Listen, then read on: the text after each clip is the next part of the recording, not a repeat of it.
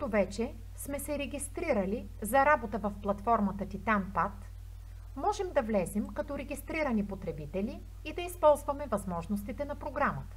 На това място въвеждаме имейл адреса от формата за регистрация, тук въвеждаме своята парола,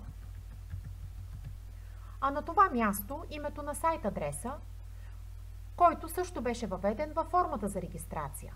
Избираме бутона Sign In, който означава вписване. Отваря се прозорец, а тук се намират имената на всички бележници, които са били създадени от текущия потребител. Тъй като ние ще създаваме нов бележник, избираме бутон Create New Path.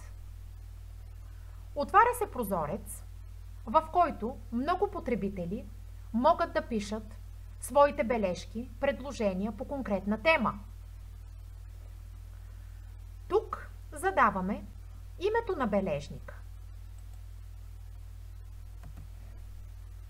Името на нашия бележник ще бъде Многообразието в Европа.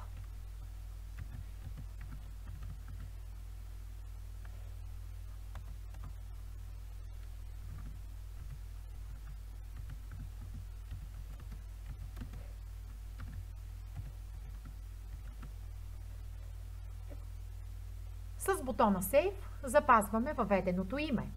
Сега трябва да поканим нови потребители, които да започнат съвместна работа в платформата. С избиране на бутона Share this Path, системата ще генерира линк. Сега трябва да сменим обаче настройките за сигурност.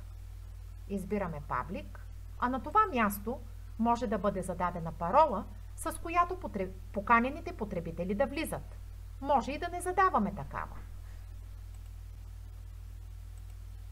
Сега вече с избор на бутона Share this Path се генерира линк, който линк можем да копираме и да предоставим за ползване от много потребители, които да пишат своите бележки на едно и също място от различни устройства. Телефони, мобилни устройства, таблети, компютри и други.